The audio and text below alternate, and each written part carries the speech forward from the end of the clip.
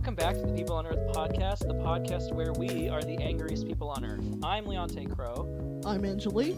And today, joining us, we have Virgil Grooms. Hi, what's up? How are you doing? Like quarantine specifically, or just like general question? Either way. Bored and tired and waiting. Yeah. And what's today's topic? What are you? What am I? Yeah. Are you That's a little angry? rude. It's really boring outside. It is. Yesterday it was kid summer in my house, and it like smelled like kid summer, and I wasn't having it. I didn't know how to deal with it because it was too boring out to match the inside of the house. I think I experienced that too, but I can't explain what it felt like. Mm-hmm. It just is. It's a little dizzy out, it's a little kid summer inside. Yeah. It's just not a good combination. Mm-mm. Angeli, how are you? I'm fine. The last 3 days I have been losing my marbles ever so slowly. I only had 3 left, and now I have 1. And so Governor Jay Inslee decided to move the quarantine to May 31st, and that was my last marble. So I'm having a time. That's not a Jay Inslee problem. That's a people won't stay the fuck inside problem. Jay Inslee's doing what's right. Have you seen, like, people or videos of the anti-quarantine rallies? It's It drives me ridiculous. up the Oh, I wall. think those are funny. Yeah. They're like ruining hilarious. lives. They're like killing people like literally. People being like, okay, this is not real. Cough in my face and I won't get sick. Proof. Uh-huh. Yeah. Or I watched one, this woman was like, my 2 kids are deathly ill right now, so they're sitting in the hot car while I'm protesting out here, because I didn't want them to come with me to get sick from the 5G from all of your phones recording me. What? I feel for those people on a level that they are also, like... I mean, those people are upset, and they're scared, and they don't know how to react. Oh, And you sometimes poor when- idiots. Well, sometimes when people don't know how to react, they, like do crazy shit like that. And, I mean, unfortunately, they're doing it in a way that literally kills people. Yeah. And also in the news is that after Trump made that, like, statement about putting UV lights in our bodies, or like creating bleach that you can inhale to kill bacteria or something, there has been a recent increase in patients admitted to the hospitals for ingesting cleaning products. And then I think a couple days ago or yesterday that Trump said that it was a joke. He meant it as a joke. And it's Yeah. like, okay, well, thank you for taking this time when people are dying and turning it into a joke and saying it to the American public and expecting a good response. But let's not get political. Never. I would never. Yeah, all right. Don't make me start pushing my leftist views on your podcast, you guys. No. Oh no. Is there anyone to stop this guy? Don't say leftist, you'll get us demonetized. Yeah. That's true. Don't say you'll get us demonetized. Yeah, don't even say demonetized. Oh. I'll bleep that in post. Yeah. Yeah. I'll leave that in post. Okay, Post. shall we move to the first topic of the day? Yes. Sure. Alright, so last week, someone requested that we talk about crystal properties, in regards, because this is partially a podcast about Wicca and magic. And I think that question can be interpreted a couple different ways. One is like, how do crystals have properties, and also what crystals have what properties? So I think we can all talk about this a little bit, but I can start. I believe that crystals are a tool, as such, just like a wand or a fir branch or a white feather or a candle, something. And but crystals specifically kind of tune magic to a specific frequency, sort of like how um, shining a light through colored glass will change the color of the light. So it's like if you have a crystal that embodies love, then the magic you filter through it will come out the other side as Hmm. more acutely love magic. Um, but I don't think that crystals inherently have like a magical charge of their own, although some crystals can charge other crystals. So um, I would consider. I think that there are several categories of magic item: those that are source power sources, those that are tools, and those that are amplifiers. And Hmm. I would say that a crystal is a tool because it Hmm. changes the energy, but it doesn't like quote unquote improve it or produce it necessarily. I agree. Yeah. Well, all I right, think that's the end of that topic. I think that there are a lot of, I guess, the basic witches. How, we were talking about this earlier, Dylan. Sorry, my mind is nowhere. Um, the basic witch idea of like that crystals can like improve or like help you gain money or gain love just by like carrying it around in your wallet or in your pocket or on a necklace or something. And as much as I almost sympathize with that, because like it's a easy way to like get in touch with your spirituality. I think a lot of people take it like a wrong way and will like claim like that rocks and crystals and certain things will give you these things without hard work or without like determination or what's the word? Will intent. Yeah, will, like an intent. Yeah, I don't know. I've just been seeing a lot of shit on Facebook about like carry around a citrine thingy in your wallet and then you will be rich. I mean, And I think I uh-huh. I mean I think it's the energy of the person that charges that crystal, so that it's kind of like carrying the crystal means that the energy you're putting out is more focused on like attracting wealth. But yeah, I agree. The crystal itself is not going to do it. Yeah, no, and that's just like the type of stuff I've been seeing. So when you talked about our topics of crystals, I just wanted to, I guess, get that out of the way because it's something that a lot of people misuse or discount the use of crystals strictly due to they put one in their wallet and it didn't magically make money. Yeah. God, I wish I could put a rock from my backyard in my toilet, and then when I opened it the next day, it'd be completely full of shit. I know, Uh-huh. right? I I've know, only right? A yeah. shitstone. I've only ever used crystals for like shit like that when I'm like already like putting an effort towards the thing.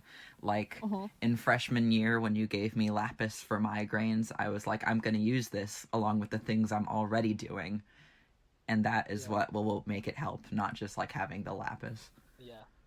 I find it for a lot of people, it's more of the like the physical object. It's like a reminder to think about something or to encourage you rather than the stone hanging on a necklace or keeping it around. It's just a reminder. And that's also another reason to call it a tool, because like if you had a wrench but you weren't using it, the bolts in the house would not suddenly get tighter from the presence of the wrench. Yeah. If that makes sense and isn't like a super Home Depot metaphor. Mm-hmm. A honky tonk Home Depot metaphor. Hunkadowners. Hunka Um, downus. I also think I have found that if a stone is opaque, that you can't see through it, that it's normally a kind of grounding stone.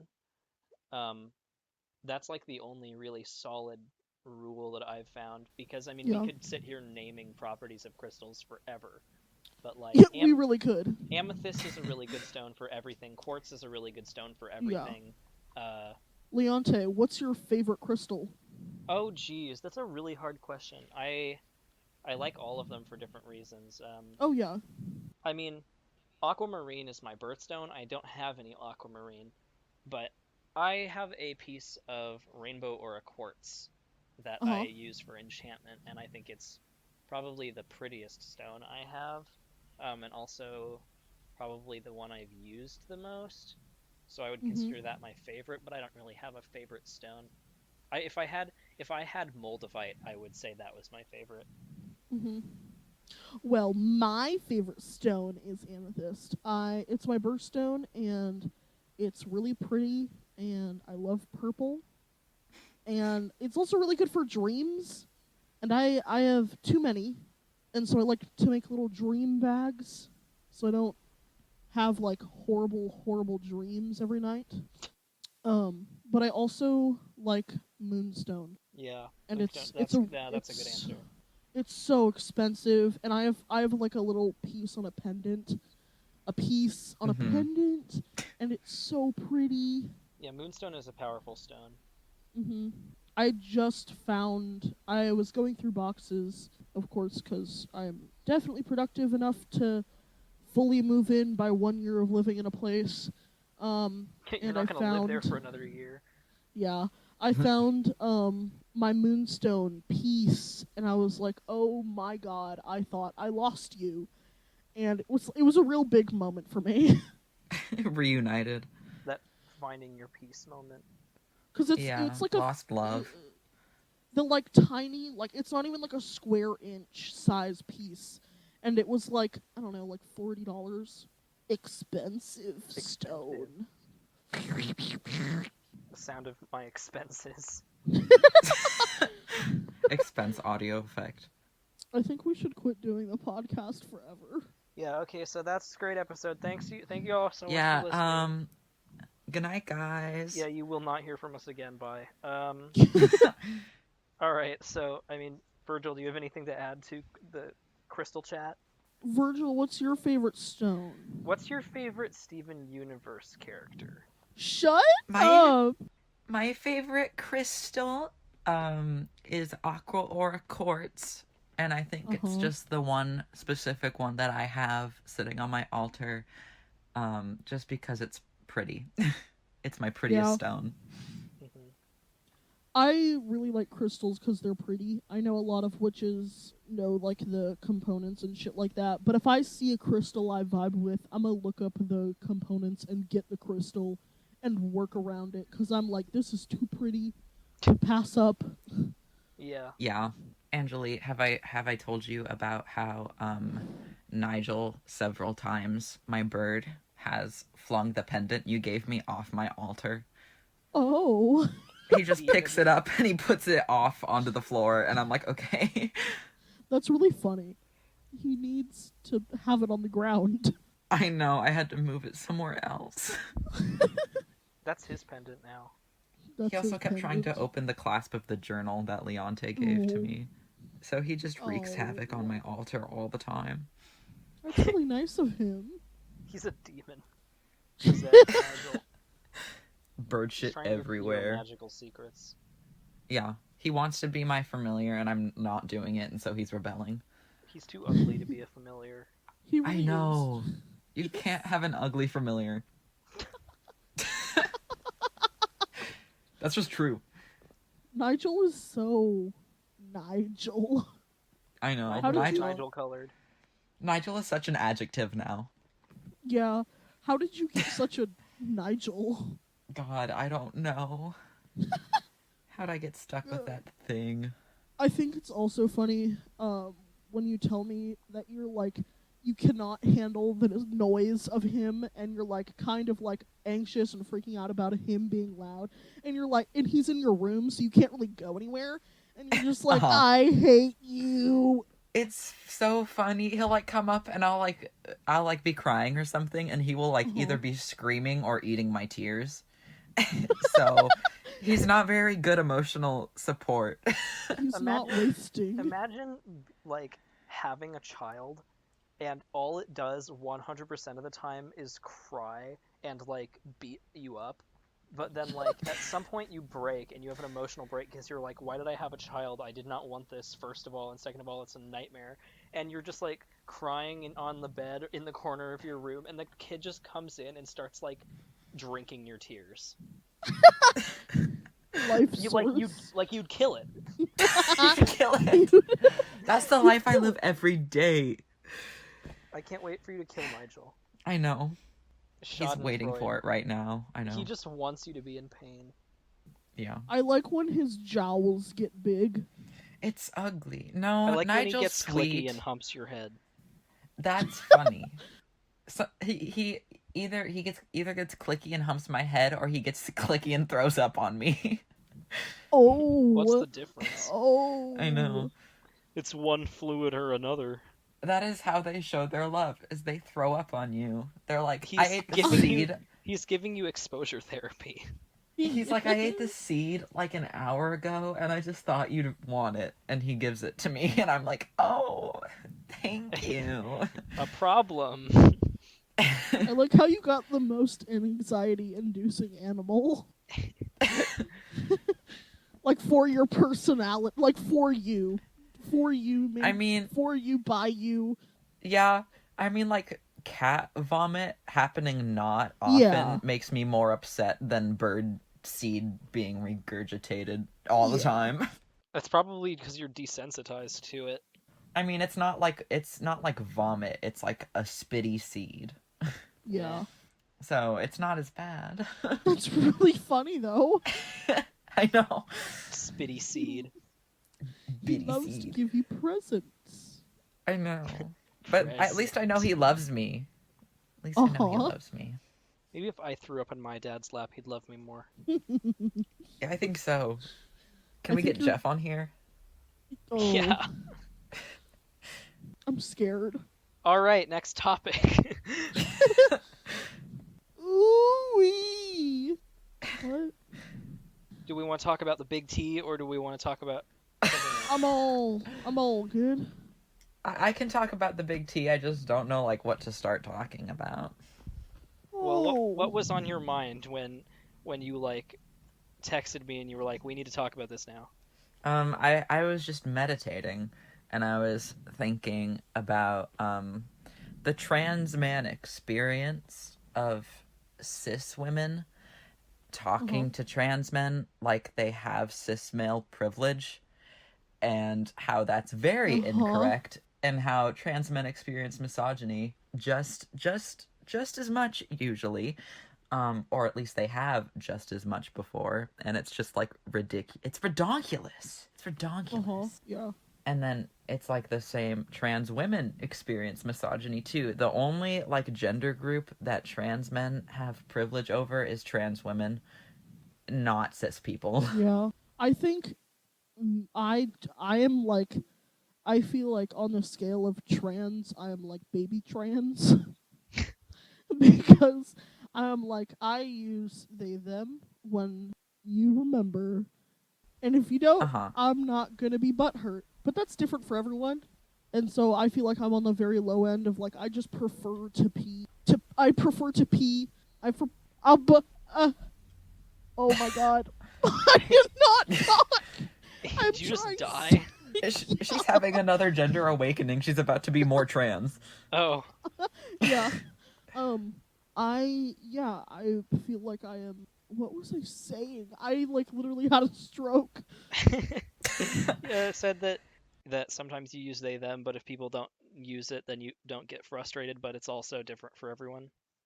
Yeah, it's different for everyone because I mean, I personally just like to be seen as like a person, not with a whole bunch of like labels. Just because I think gender is very fluid and it's been proven to be very fluid. And a social construct. So I am like, from everything that I identify with racially, it makes sense to me to just be a person. And if that means non-binary, that does mean non-binary. Yeah. I mean, like, whatever label you want to put on it is what you should put on it. Yeah, I am like, I'll go with the flow because I don't want to be making names. I mean, make all the names you want. Yeah, I just personally, I'd rather associate with something that has a group because otherwise I feel like I would feel left out or alone within the community. Yeah. And I mean, like, that's a huge thing that we already experience. So are you saying like that if there was more people within a group that just kind of identified as not, that you would say you were just not. I mean, I guess, I don't know. Again, if for now I say I'm non-binary to like female presenting, but I guess if there was something that someone came out with a term of and I vibed with it more than I vibe with non-binary, then I'd be like, all right, so we vibing, you know? Yeah. Yeah. Because, I mean, I don't know. Also, I would like to talk, just if it's just me, I don't care, but like about names, because I use Angeli, and that's my birth name, but I've thought about changing it to different things. One thing I thought about changing it to was Morris, because it's my last name, and I enjoy the name. Just like as more as a nickname than anything. But I feel like Angeli is so powerful. Yeah, I There- experience this is like, I mean, I'm not gonna say this is invalid for me to talk about, but this is my like thought when you talked about changing your or you going by Morris, is I'm like, you're the only person that has that name. And so it would be like I would be sad Yeah, to like to know that you were choosing something that, I mean, like, isn't common but is yeah, like, I don't know, European. Uh uh-huh. but also I wouldn't shame you or like tell you not to, Yeah, but no, I would miss Angeli. oh yeah, no, I think about that too, because I'm like, if someone like in the street calls me Morris, I would turn around. Or says Morris in the street, I would probably turn around. But same thing with my middle name. So I'm like, if you feel like you want to call me Morris, that's great. Otherwise, just stick to Angeli. Because Yeah, I would also be sad because I am the only Angeli I know, and I am like, why would I throw that away? And Morris is your street name. Yeah. yeah. Uh-huh. I think if I had like a more like generic name, I would definitely change my name. But I am like, there is so much power to be held within the name of Angeli. Yeah, I mean, that's why I'm thinking about changing my name. Yeah. Just because it's like, well, my actual name is very like in the top 10 names in the world, so Yeah. I have been thinking about names, and I'm like, there's a reason I like Virgil a lot, but there's like one reason I don't, and I'm not gonna say it. But there is a reason I I don't, know and why. for that, you know why. Mm. That makes me want to change it. But I'm also like, it's a cool name, but this reason is like enough to make me want to change it. But it's like, I have to find a name I connect to first. And I'm kind of vibing with Sean right now, but I like don't know, because I'm like, that's a more generic name. The same thing. I am like, please. Can Yeah. you really associate with Jacksepticeye? Yes, my king. Jacksepticeye's a cool dude. I don't know what your problem is, Leonte. Oh, just go by Jacksepticeye. I know. I can't have people thinking this. I want to name myself Sean from AJJ, not from Jacksepticeye. Oh. Spicy. What? I Okay. think we should make toddler noises for a segment of the podcast. Ew. We can do that to come back from a transition. My other thought is the name Virgil is not only cool, but I name myself after the character from Dante's Inferno, who is also the Roman poet whose real name is Virgilius, and that's kind of sick. So if I want that like on my ID, I could do that, and that's like sick as hell. Yeah, So, Virgilius is really sick. Yeah, fucking I feel Publius like Virgilius or something. Yeah, Virgilius is like, that's a name that I will like you meet someone and they're like, oh, my name is Bob or Ben or Carl, and you're like, okay, that's a name, and then you like forget it. But like if someone was like, my name is Virgilius, I would be like, yes, sir. I would like back away screaming. Yeah. This one goes out power. to Nicodemus. Uh-huh. Gah. My new name is Lucifuge Raphael. Please address me by it. You can't do that. I can. Christians are losing it. Losing it. It sounds like Done. people are running laps in my living room upstairs. I hope so. But my mom's too disabled for that. What? Your mom got roller skates. I know, I said that and no one laughed, and I was like, I'm just horrible. No, I laughed. It's Your funny. mom is actually in perfect health. She just doesn't want you to see it. It's just a secret. Yeah. Yeah. Your entire family knows. I'd be okay with that. I'd be happy that she's in perfect health, even if I don't know. Yeah. You catch her running laps in the middle of the night. Sorry, I was sleepwalking. That'd be a culture shock. That would. That would like I don't That would I break don't me. Yeah, that would break me. If you like even if I didn't see it, like if you said it happened, it would like break me. That would process in your brain and it would affect us. Yeah. I know. Seeing my mom run, culture shock.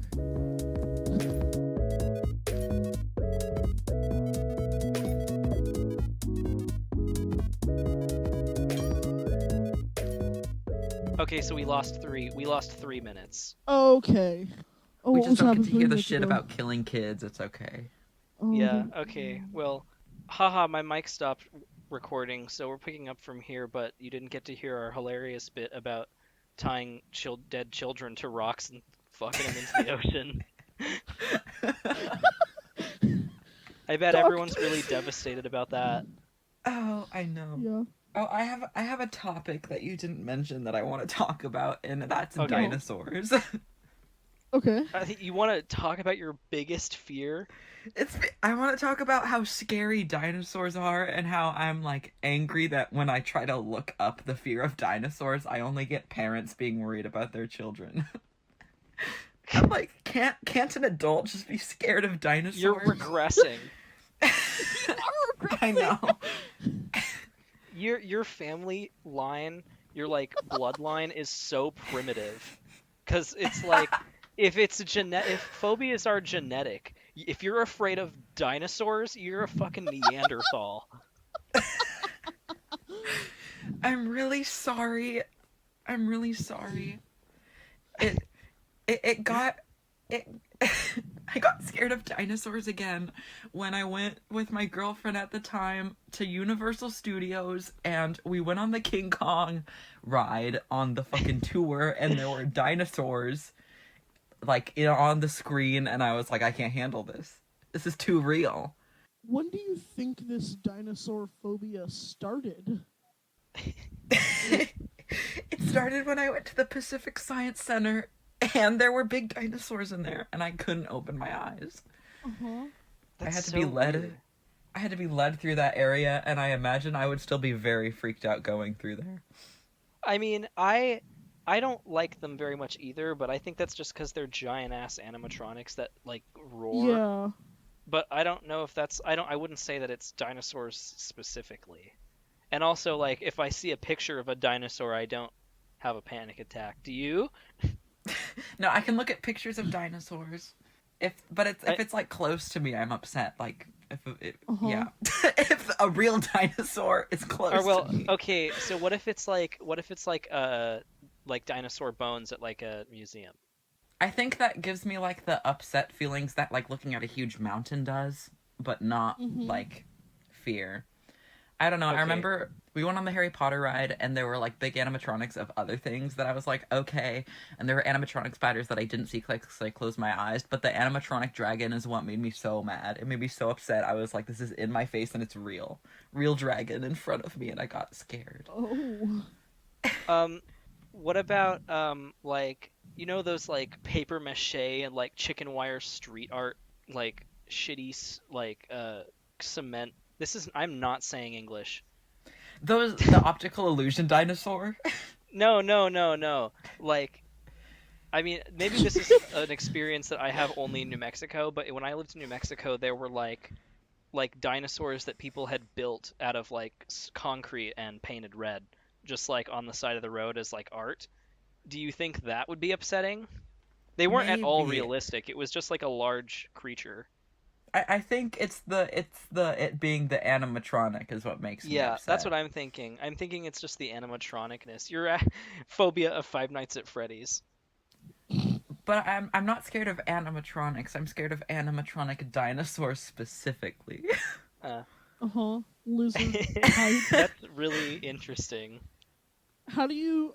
I am like very intrigued because I've never heard of like that specific of a phobia, but like I know the fear of a phobia and how real it is. So I'm not like trying to discount your phobia, but like do you think like a Komodo dragon would set it off? No, they're cute. Okay. I want a pet bearded dragon so bad, but they eat bugs. Yeah. Okay. So it's really just the animatronic big dino baby. I think if a Komodo dragon was bigger than it is, I'd be scared. Okay. Okay. Interesting phobia. I think now that you're saying that, I think I'm actually more scared of animatronics, but like only the uncanny ones. Because if you're at like Disneyland on the like Pirates of the Caribbean ride and there's just like humanoid, almost photorealistic Yeah. animatronics, those don't freak me out. But like Chuck E. Cheese animatronics are really creepy. Ooh, yeah. I never liked Chuck E. Cheese. I never liked him. I never trusted him. I've been to Chuck E. Cheese like twice in my entire life. Oh, I agree. No, I share that same experience. I've only been to Chuck E. Cheese maybe twice, but I know of one time. I remember the Go. Okay. My experiences at Chuck E. Cheese were always like really like almost solemn. I don't remember why I was there, whether it was for a birthday party or my grandma took me or whatever, but I was in a Chuck E. Cheese and I remember doing the skee ball, and then this kid came up to me and he just took the skee ball and like threw it across the room, and I was so mad and like frustrated and also like really scared because what does he want with my skee ball, and why is my skee ball important? That's just like a repressed memory, I guess, about those Chuck E. kind Cheese. of places like that, like indoor arcades, are like where kids go totally raw and Yeah. uncensored. I know. Lord of the Flies in the arcade. That's because it's like kid casinos, and one of your deadliest sins is coming out. Mm-hmm. What, gambling? Yeah. Yeah. Ticket greed. It's like ticket grease. The ticket grease sin. Okay. I remember when I was in California one year and my grandmother was going to take me to Chuck E. Cheese one day, and the morning that we were going to leave, I got an ear infection and spent the entire afternoon screaming into a pillow while she tried reading to me. Oh, I love that story. That's really haunting. We ended That up one's a not good going one. at all. It was like that was like Yeah. the one day. It was like, can we go tomorrow? Because I couldn't, because I felt like garbage day. She was like, no, tough shit. That's it. Oh. You shouldn't have gotten sick, I guess. That's so sad. I think it's funny. In retrospect, I probably would have died from the ticket grease anyway. Yeah. That's I true. used to go to Family Fun Center, and that was Yeah. always like that was so, I don't know if any other state has it, but Family Fun Center was so much fun.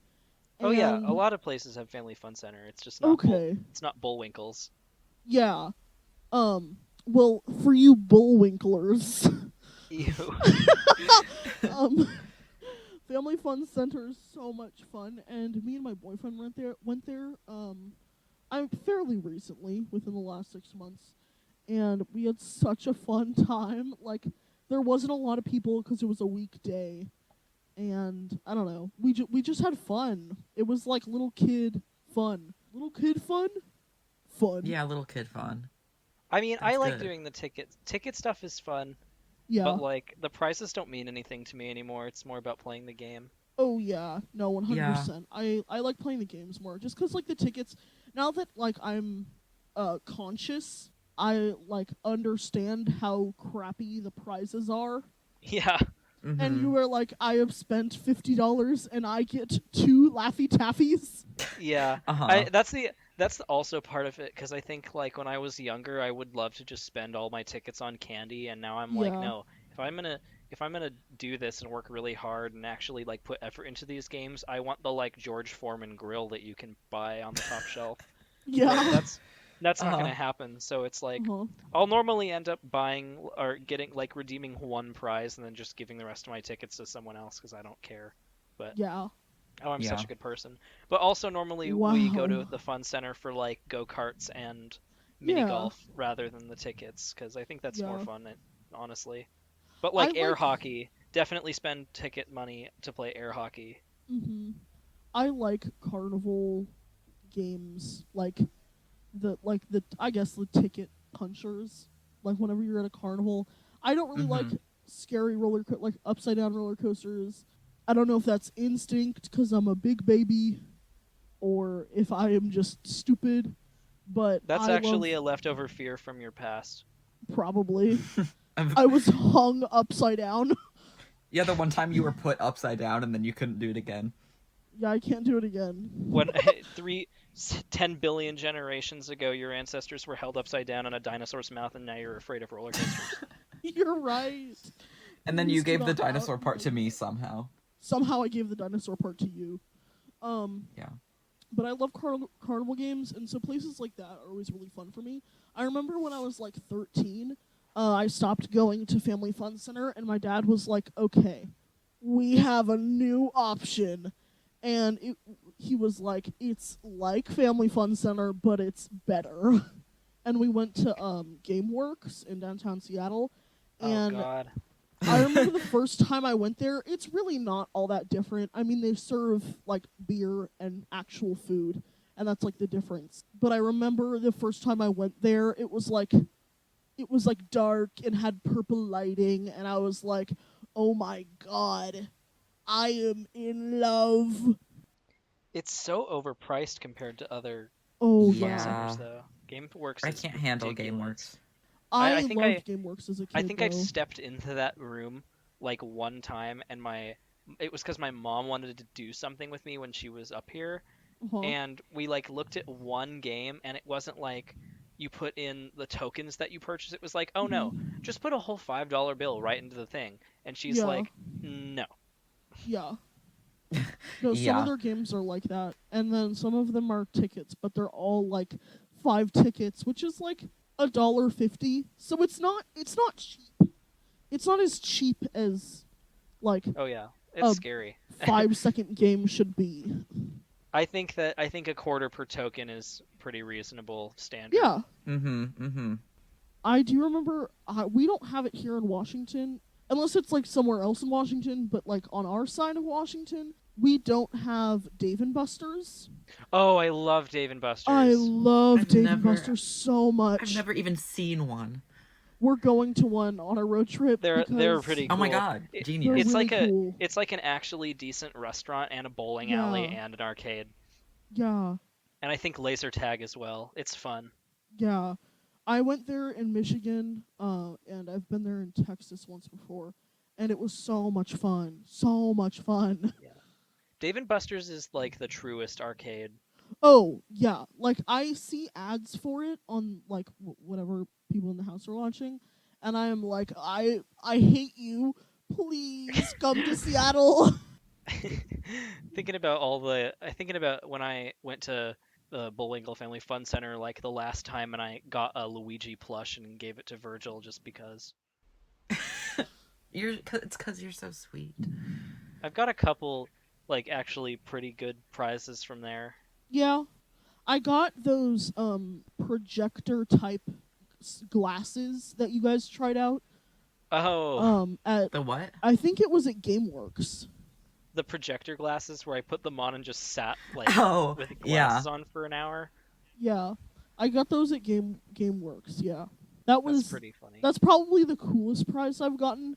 But I remember getting it, and it'd taken like 3 times of going to GameWorks to like get it.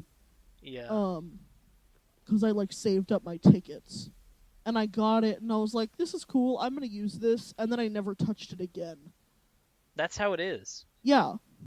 I mean, the Mhm. best thing I've gotten is a Bluetooth speaker that has lights on it, and I mean, I still use it because it's a pretty good portable speaker, but most things either end up breaking or get shoved in the back of the closet because they really are all just like 20-cent pieces of plastic. Yeah. No, they're like, Yeah. it's really ridiculous.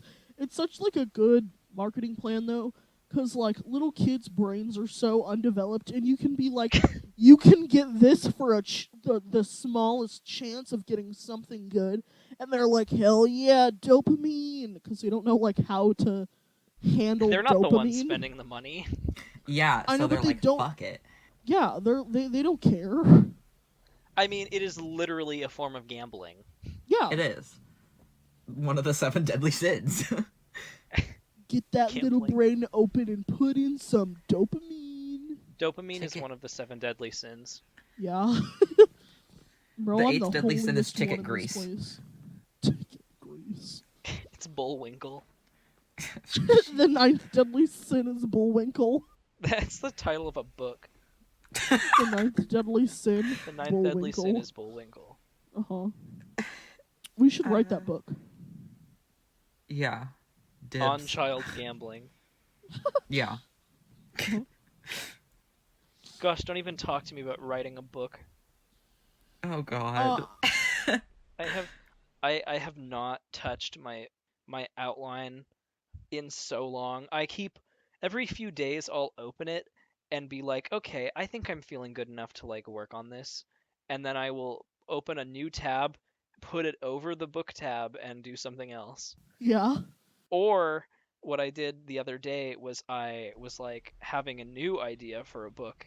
So I wrote like 3 sentences on a blank document and then closed it, and that was my creativity for the day. Mm-hmm. That's all you can handle. You can't. It's hard to be creative when you like can't go anywhere. How are we gonna get through college? I don't know. I bet bitches who aren't doing Seattle Promise feel real devastated that they are gonna have to pay so much money for their online classes right now. That's true. It was all planned.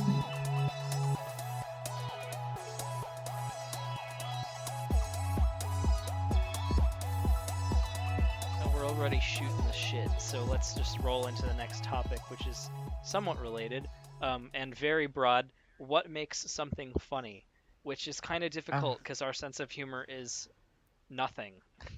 We have to like what we do is we like say one nonsense thing and then we put it in a different order and we do that for like a month and it keeps us entertained. For instance, Mr. Sex TK Fudd poop crime. We were Don't talking remind about me. that.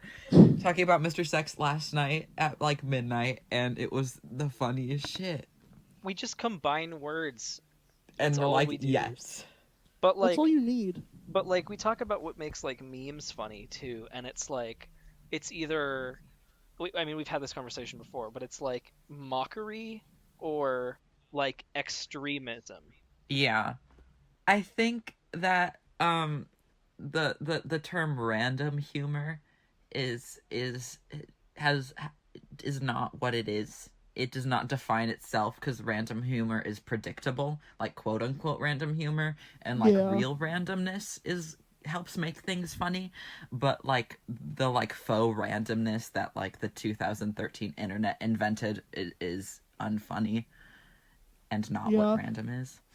I hate the 2013 random comedy with like a passion, and I feel like we can't even say it's 2013 because like there's so much like 2013 random comedy on like TikTok, like funny face, haha, LOL, so random. Are you just talking about like lol random humor? Yeah, like little random waffles, potato. It's like there's like 5 words and they're not random. Yeah. It makes me uncomfortable because, like, to me, the kind of people that use a lol random humor are using it like in a horny way. I don't know if that makes sense. No, they're using it in a horny way. Oh, I agree. I agree. Like to an extent, of course, there's people who don't, but like I agree for like the general. Yeah, it's weird and it makes me uncomfortable, anytime I see a lol random meme, I like want to like put my arms back in my like torso. Mm-hmm. I guess I mean we laugh at dumb stuff, but like there is a certain type of comedy that isn't. I feel like it's not comedy. I feel like we laugh at comedy and then there's not comedy We're a and that's what very we don't laugh specific at. type of stupid. It's Yeah, just it has to be stupid in the good way. yeah. If you are being stupid like LOL random funny faced derp, god, that word came out of my mouth. I felt That it was like a force wave. that was primal. That was primal. Derp. Derp. That made me feel It gross. hurts. Yeah, it makes me feel gross and like the whole like haha just say shit. Just say shit. I don't like the just say shit comedy. Child predators. Yeah. No, that's what it feels like whenever I see like comedy. Like, there's a TikToker, I don't know her at, but it's a mom, and she just makes funny faces and tries to like portray the like no bullying, no drugs type Varley? thing. And it's, I think so. She has a lot of teeth, and it like every time she like makes a TikTok about like stop bullying and like a video with her kids or like anything and she makes a funny face, it makes me want to like rip my lips off. I know that's such a violent reaction, but it's real and it's like a primal, like it's an instinct that like that's like it feels like you're grooming me for some reason, and I don't want to claim that she's doing that, but like that's just what her comedy and that like whole genre of comedy feels like. I mean, it's really immature to have no structure, and I mean, like, memes today are like objectively quote unquote random, but they still follow a formula. Because it's like, Yeah. you've probably seen that joke that it's like, oh, here's what a meme from 2009 looks like, and here's the meme from 2019, and it's like Uh-huh. me and the boys at 2 a.m. looking for beans. But Uh-huh. there's a lot of components of that Yeah. that are still like they're predictable and they're Yeah. reused, and for the most part it's supposed to be making fun of relatable posts, because Yeah. it's like everyone's lives are so weird. That's what I Uh-huh. get from that kind of stuff, because it's like Yeah. obviously you aren't a demon running down the hallway looking for beans at 2 a.m., but you can understand how that feels. And Yeah. most of Yeah. the time it's like, yeah, this image can definitely portray this kind of feeling. So it's not It like I could post a picture of a Gurr dancing and have it say like lol beans. Like that would not be funny in this day and yeah. age. It would be random, but it would not be relatable, I guess, which is a lot of what I think random humor is today, is pseudo relatable. Oh yeah, it's like it's things that are like relatable figuratively. Yeah. Like Yeah. emotionally, like it's the words being said are like not things that are happening to you, but they definitely feel like they are. Yeah, I feel like a lot of memes today can be described as like in D&D terms, thieves can't is like to say, "Oh, there's a birthday party" when you're like setting up a drug deal or something. Like I feel like it is all trying to portray a new emotion. Like the beans and the 2 a.m. demon. Like I feel like that's trying to portray a new type of like emotion, I guess, because like I feel like a lot of the people who grew up with the 2013 LOL randoms XD memes, most of us have evolved into the beans, and I think it's just Yeah. it's like a I feel like a lot of it is desperation, and I don't mean it in a bad way, just like in a like we are desperate for something to change, and if the only thing we can change at the moment right now is the memes we look at, so be it. I mean, I think in a weird way you're right, because I have never like seen a meme today where I'm like, I don't find that unfunny. Yeah. I won't. I mean, sometimes they make me laugh, and most of the time they don't. But I'm like, every meme I see from our generation, it's like, yeah, I like understand what this is trying to convey. Yeah. And it's also strange because it's like saying that it is so pseudo-random. It's weird to me how you still have to know how to do it, because if like a Mhm. company or I don't know, for lack of a better word, an adult tries to relate or make a similar joke, it doesn't land the same way. But it's like, No. why not? Because they're fundamentally the same.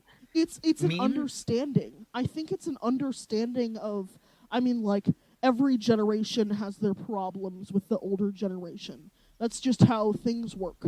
But I feel like for us, this thing of like memes and like sending each other memes and making new memes, it's like it's an understanding between, like, within the generation.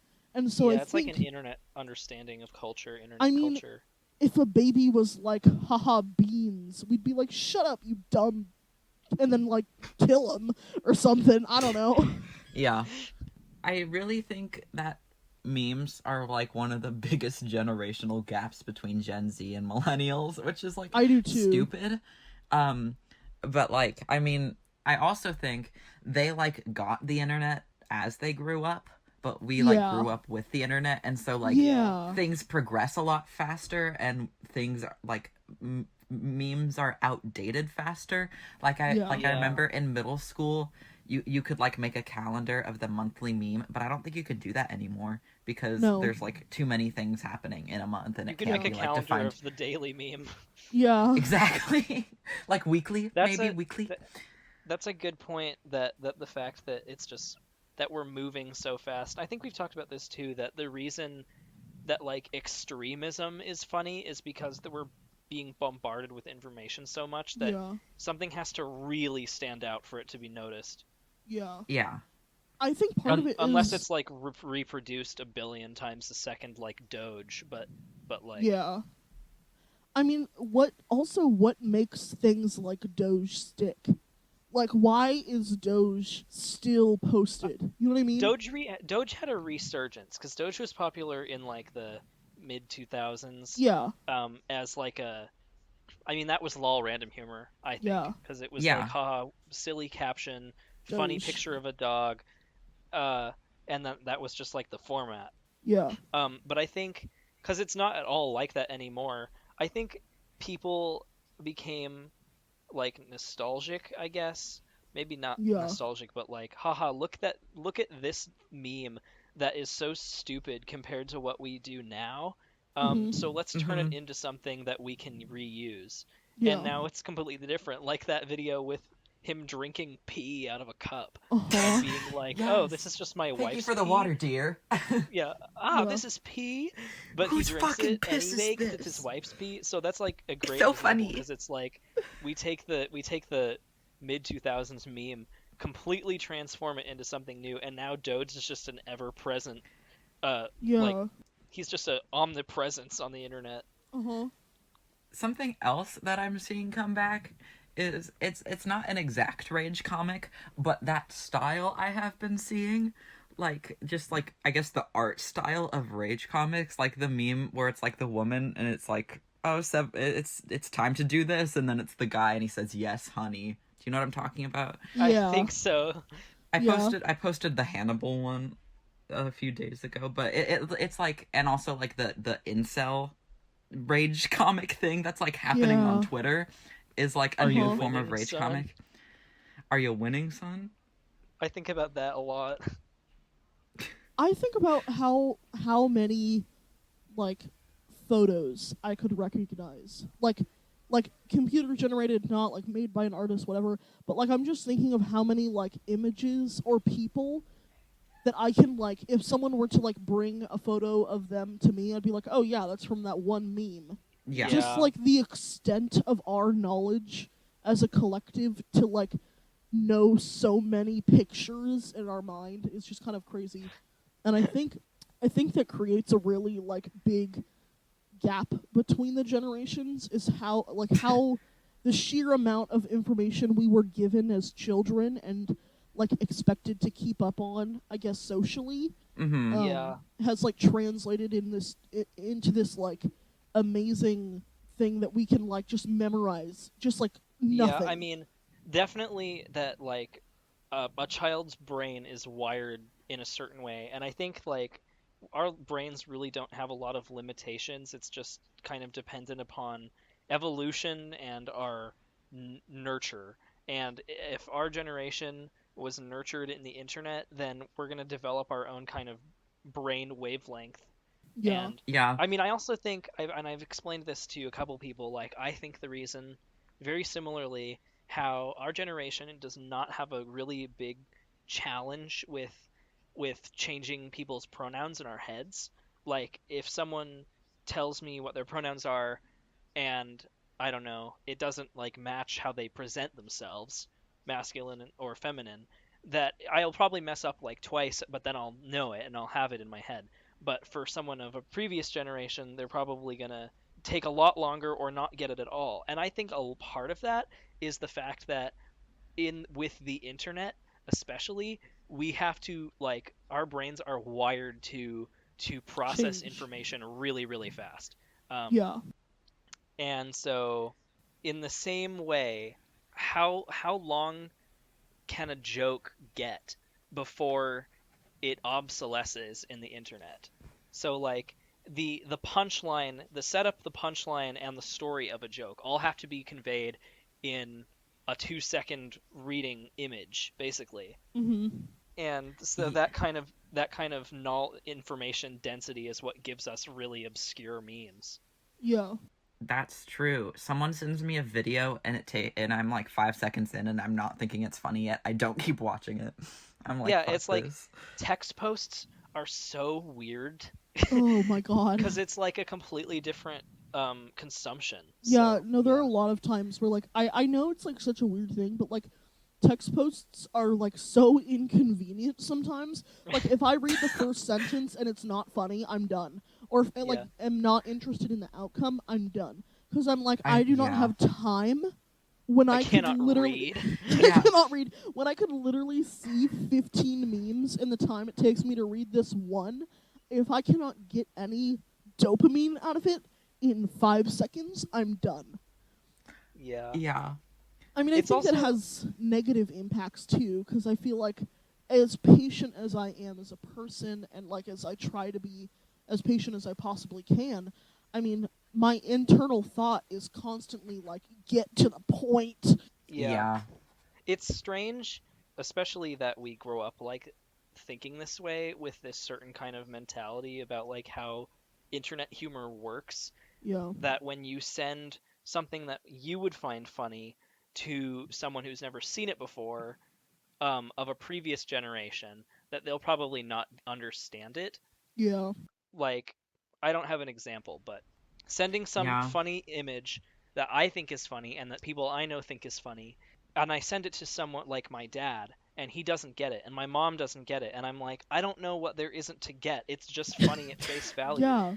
No, But I but I Yeah. it's get but it's that. like no, it's there's and they're like, but what's the joke? And I'm like, this is the joke. The delivery is the joke. But Yeah. that's like you have to know what the delivery means because it's like a lot of the time a meme is an inside joke that has been carried on for weeks. Yeah. So sending Dat Boy, I mean, Dat Boy by himself is not inherently funny. What's funny is the people reproducing it and making it worse. Yeah. And then I think at some point, watching the original is like, aha, this is funny now because I know what it means. Yeah. But by itself, it wouldn't make me laugh.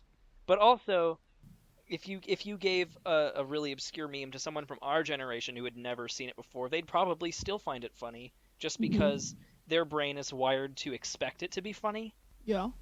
Yeah. They're like, it makes sense that I don't understand this because I'm not really supposed to, and that's why it's funny.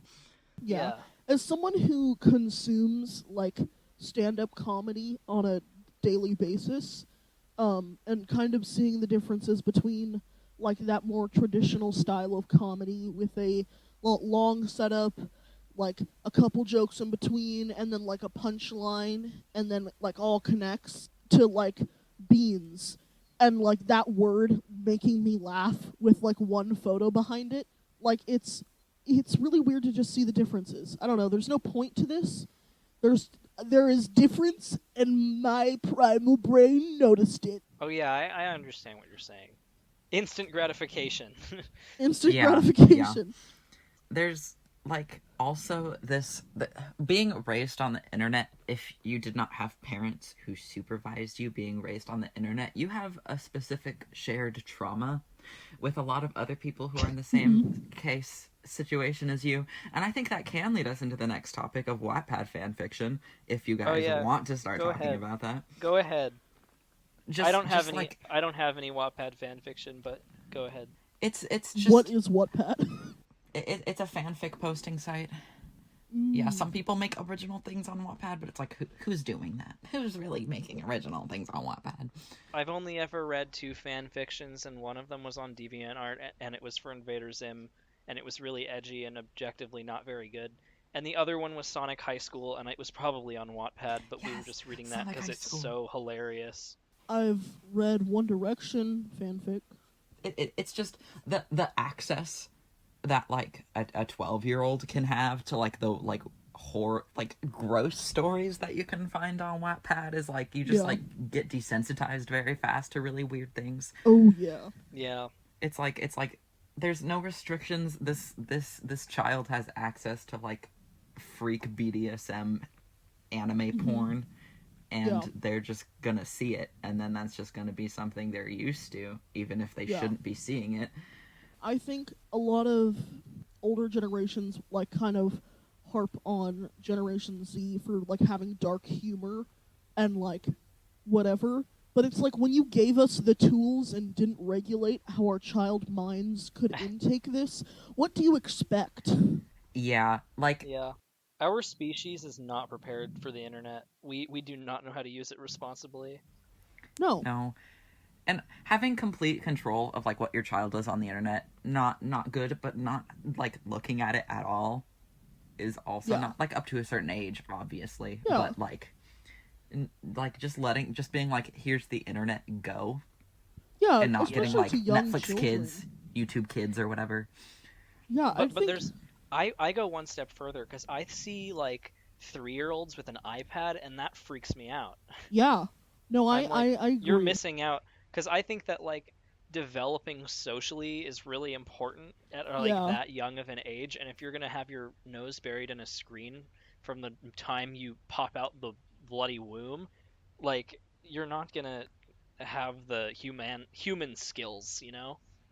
I mean, Yeah. you don't know if they're like doing educational or artistic, like enriching things on iPads, because I think technology has a Yeah. lot of things geared to children now because that's just how it is.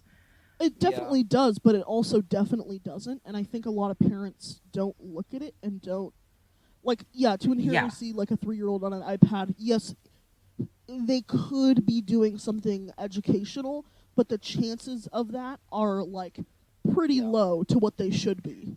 If it's like a parent who is like, I don't want to deal with my kid right now, so I'm going to give them the internet, that sucks. But if like they're just using it to enhance like their learning or whatever, or be like, here's a yeah. form of entertainment because you need that sometimes. Yeah. But like, yeah. I don't know. I have family members who like their kids were constantly on. It was like if they didn't have their parents' phone, it'd be mom, mom, mom, mom, mom, mom, Yeah. mom. Yeah. Can I have your phone? Can I know I have people your like that. phone? And it's like I don't want to be like, oh, generation of technology is killing kids and their social abilities, but to a certain sense, like it definitely is.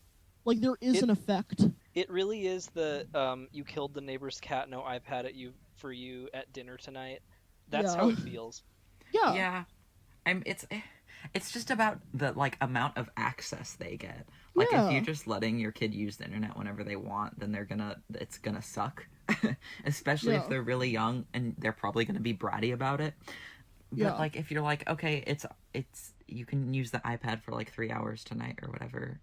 Yeah, I agree. I think what I want to communicate is I think that children should be taught that there is more Yeah. beyond the First. internet from a young age, and if you're giving them like unlimited access to information and games and tools that they're going to start wondering why bother with anything else. Mm-hmm. That's my concern. I don't think that will happen. I think people just have an instinct to want to go out and do things. I think people just want to go be with people. People are a social species. I do think it's, like, emotionally stunting in some ways. Like, Yeah. personally, I do plan on having kids. So, like, I definitely don't want my kids, like, especially, like, 14 and under. That's where I'm like, okay, 14, you're starting to gain some consciousness. You've lived a little bit of life. You are welcome to be more independent. But, like, under that age, it's so, like, you need to learn first. You need to learn how to talk to someone in person before you learn how to text them over a phone. You need to learn how, going, like, step to step. Like, now you can learn how to talk to someone on the phone, and then you can go to, like, whatever apps you want to use to text your friends. But if you don't know how to socialize, then you're just using that technology as, like, a crutch to, I don't know, make it easier. And the reality is like, as much as you want to, like, coddle your kid into, like, having the best life they can, things aren't easier. And, you go into high school and you can't write an essay plagiarizing. You know what I mean? Like, it's the internet sure is really cool and fun, but you can't substitute it for learning, and you can't substitute it for social interactions. And I think that's what a lot of parents are doing, because it is such an easy thing. And I don't blame them, because it is such an easy thing to be like, here, Tommy, who has, like, an attention issue, play on this pretty screen for an hour while mommy talks to her friend. Like, I don't judge that, because I understand, but at the same time, do you want your kid to, whenever something's wrong, go to a screen? Yeah. We did. Boy, this conversation has just been a bundle of jokes. Bundle of deadbeat so jokes. Funny.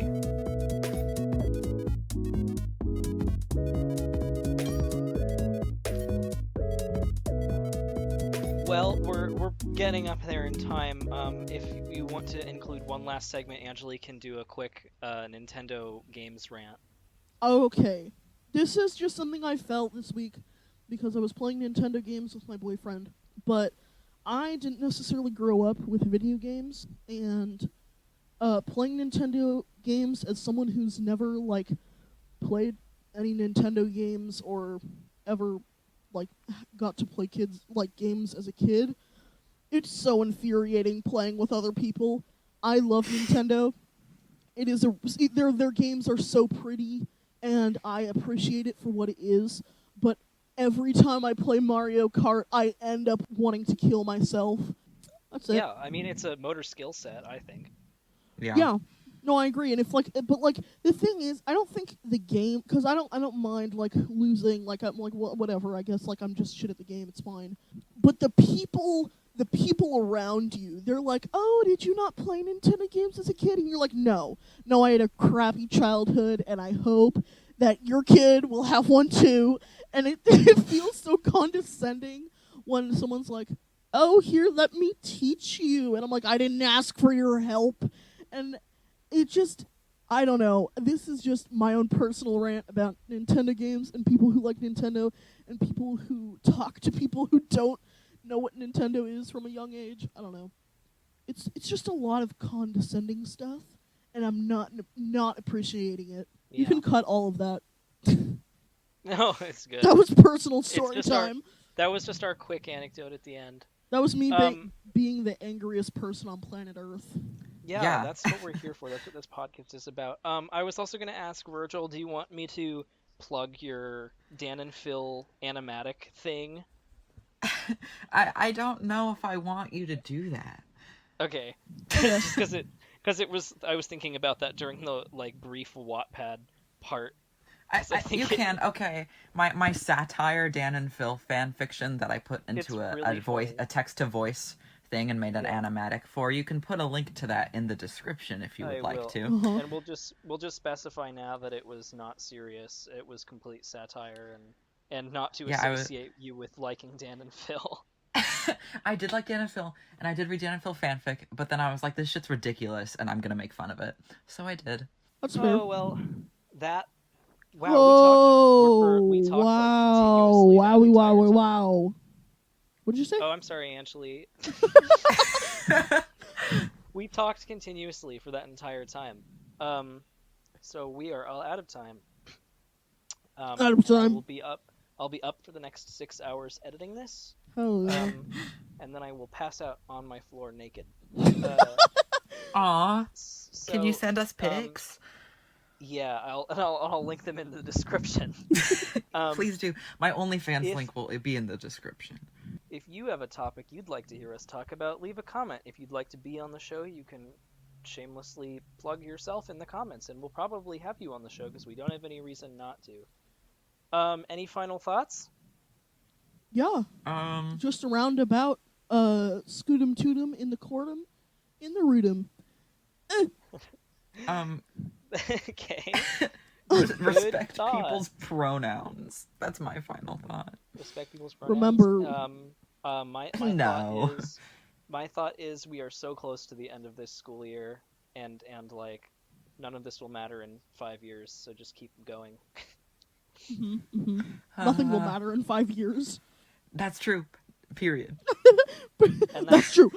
And that's on period. And No that's on cap, period. no robes either. Like, subscribe, comment down below. Yeah, and we'll see you eventually. Bye. Maybe. Bye.